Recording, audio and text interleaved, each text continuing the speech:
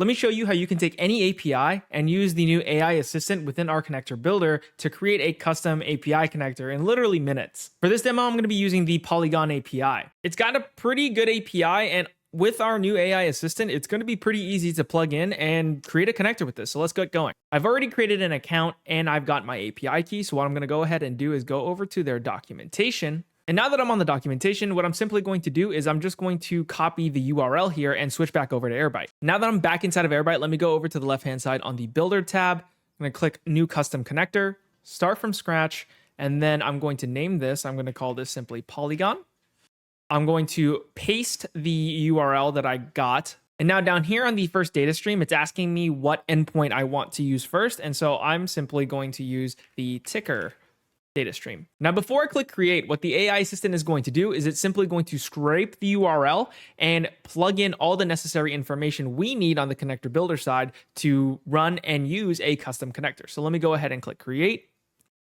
And now AI is going to do its thing. It's going to scrape the documentation, grab all the necessary information like I said. And once we get back into the connector builder, we'll see that we'll have the information that we need filled out. So once the AI assistant is done scraping through the documentation, you're brought back into the connector builder. What you'll see here at the top is it noticed what the base URL is, as well as the type of authentication needed in order to interact with the Polygon API. In this case, we need a bearer token. And on the top right here, you can see that we can input a testing value, which is going to be our API key. And when you publish this connector, it's going to be whoever the users is, they can put in their own API key in order to use this connector. So let me go ahead and plug my API key in and click save. Now, if you look to the bottom left here on the streams section, there's the tickers endpoint that we used at the beginning of this video. And so if I click that, the AI assistant has actually detected the correct URL path, what kind of HTTP method. It's listed a primary key, as well as even gone into the records themselves and selected the correct field path we need to tap into to get our results, which is the results field path.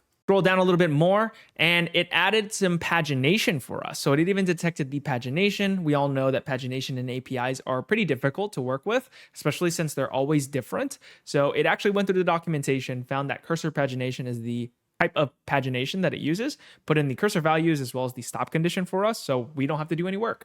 Right here in the request options, I know that it didn't list anything here, but I know that there are query parameters available. Keep in mind, the AI assistant is in beta, so it may not detect everything. Just keep in mind. Now, for the query parameters, I'm simply just going to add a limit parameter, and I'm going to put a 100 because I don't want every single ticker symbol to come back from this API. I just want to limit it to 100. Now that that's in place and we added our API key, let me go ahead and test this endpoint. And boom, you can see that I get back our records here. So let me scroll down. You can see that we have every single value. Pagination comes through. We can click through on the request, see what the request itself looks like and what the actual JSON response is. So we go to the left-hand side again on the streams. If I click the plus sign and click this drop down, you'll notice that we have a couple other endpoints here. And this is because the AI assistant has actually detected all these other endpoints and can create new streams for us simply just by the information it got back. So what I'm going to use is I'm going to use the news endpoint. I just want to add another one. Let me go ahead and click create. AI is going to do its thing. And now you'll notice the URL path has changed. We have a new primary key. The field path remains the same since the endpoint always pretty much returns back in the results array. With the AI assistant, I don't have to read more of the documentation. It's already done the work for me, so it saves a huge amount of time. So if I go ahead and test this as well, and now in the records, I get 10 records back within a page. I can scroll through all the different pages with all the different news for different companies from the API. So now that I'm in a good spot, what I can go ahead and do is click the publish button at the top right.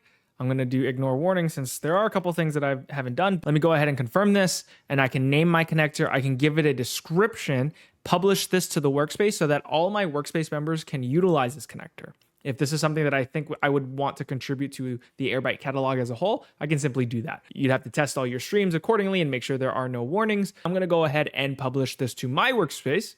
Just like that, if I exit the builder, go to sources, click new source, and go to custom, we're going to see my Polygon connector is here, plug in an API key, and we're off to the races. If you want to try out the AI assistant for yourself, you can sign up for Airbyte Cloud, which the AI assistant is available for only for cloud. You can get a 14-day free trial right now. So click the link below, get using it. Let us know what you think, and we'll see you on the next one. Peace.